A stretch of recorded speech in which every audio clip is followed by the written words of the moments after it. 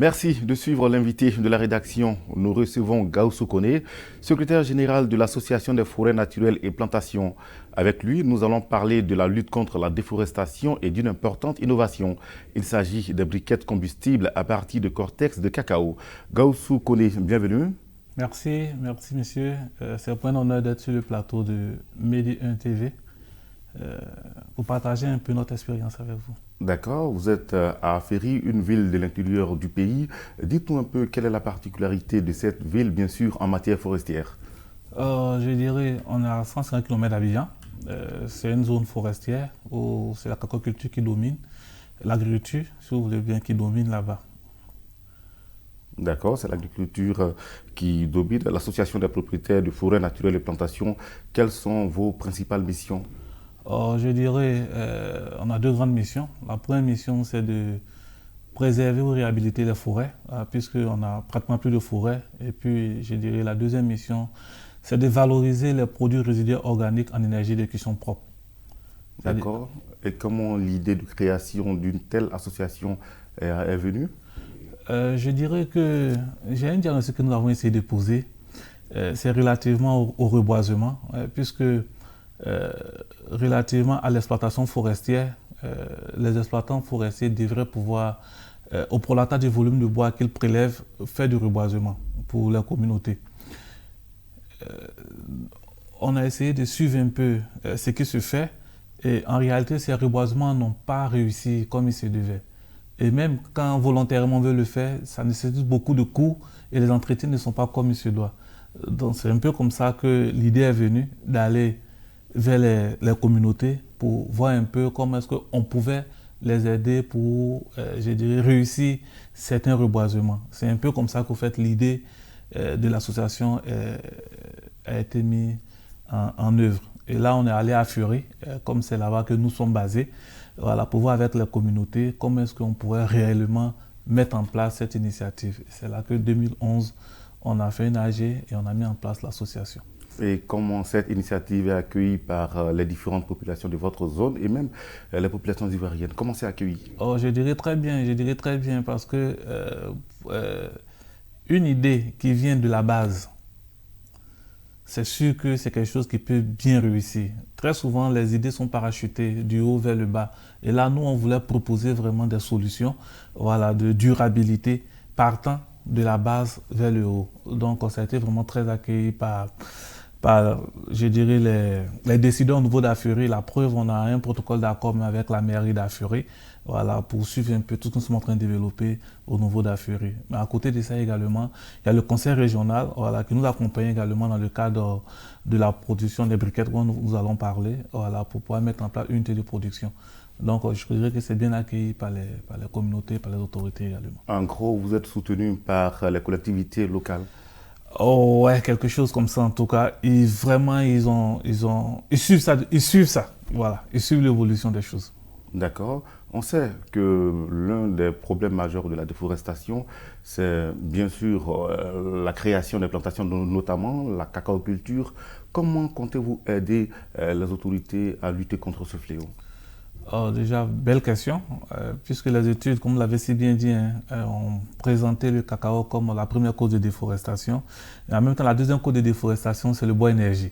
Donc, pour nous, il était question de voir comment s'adosser sur la première cause de déforestation, les résidus qui, qui, qui sont laissés pour compte dans les plantations, comment les valoriser pour donner un plus au fait. Et la Côte d'Ivoire est, je dis, premier producteur de cacao. Donc imaginez-vous, pour les 2 millions de fèves de cacao qui sont produits, si on arrive à valoriser tous ces déchets qui feront pratiquement 15 millions de tonnes de déchets qui sont laissés pour compte, c'est environ 2000 hectares de forêt comme ça qu'on pourrait préserver. Donc pour nous, c'est quelque chose de très intéressant.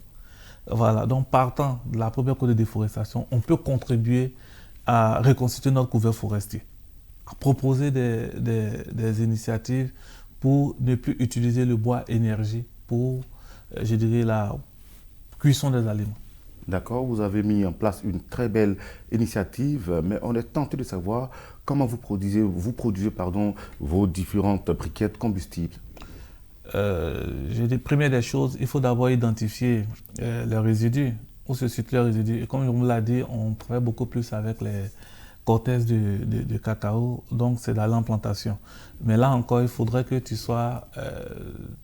il faut que le propriétaire te donne d'abord son OK avant d'aller collecter ces résidus. Donc une fois qu'on va collecter ces résidus, on vient avec ces résidus sur notre site de production. On les laisse sécher d'abord, puisqu'on ne peut pas le travailler frais. Et une fois que la matière est sèche, on va l'enfourner dans un réacteur de pyrolyse qu'on a conçu au niveau local, qui nous permettra d'obtenir ce qu'on va appeler le biochar. Et c'est à partir de ce biochar maintenant qu'on va concasser à travers un mélangeur, un malaxeur si vous voulez bien. Et une fois concassé, on va ajouter un liant et puis l'introduire maintenant dans un compacteur pour donner les formes. Mais cette mixture un peu humide, donc on va le laisser sécher et puis voilà, c'est prêt à être utilisé pour la cuisson des aliments. D'accord. Parle-nous un peu des avantages de ces briquettes combustibles. Oh, déjà, c'est zéro bois. Ça, déjà, il faut le savoir, il y a zéro bois à l'intérieur. L'autre volet, c'est que ça ne produit pas de fumée. Et puis, le temps de cuisson est pratiquement la même chose comme le charbon de bois. Il ne salit pas. Donc, du coup, c'est un gain et pour les communautés, mais et pour la maman même, et pour, je dirais, pour celui qui est en train de développer ça comme une activité génératrice de revenus. Mais au-delà même aussi de l'énergie, ce biochar, en fait, la valorisation de ces cabosses-là permet d'amender également le sol. Donc, vous voyez un peu, c'est au-delà de l'énergie. C'est quelque chose qui permet d'amender le sol. Ça nous permet d'éviter d'utiliser les produits chimiques dans l'agriculture. Moi, c'est très intéressant. C'est donc une sorte d'engrais. Si vous voulez bien, c'est des substituts. Si vous voulez. Il y a vraiment beaucoup de choses à tirer comme profit dans la valorisation de ces résidus. Est-ce que ces substituts sont beaucoup utilisés par les producteurs? Non, présentement, les gens ne le savent pas trop. C'est certains producteurs qui le savent. Et là, même, on va encore plus loin, même dans l'esthétique. Ça rentre dans l'esthétique également. Voilà. C'est maintenant que nous sommes en train de travailler là-dessus. On a des partenaires qui sont en train de nous aider, qui ont utilisé, qui trouvent que c'est intéressant, qui voient comment est-ce qu'on peut vraiment bien développer tout ce système-là. Au-delà, bien sûr, de l'énergie, il y a d'autres sous-produits qu'on peut tirer comme profit à travers la valorisation de ces résidus. D'accord. En dehors des briquettes, vous avez d'autres créations. Est-ce qu'on peut parler d'elles? Ouais, déjà, on fait des foyers améliorés pour accompagner je dirais, ces briquettes.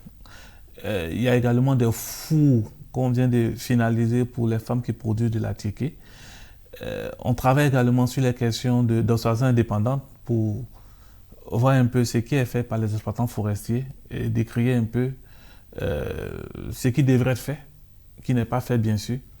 On travaille aussi sur la question des éclaircies des plantations forestières.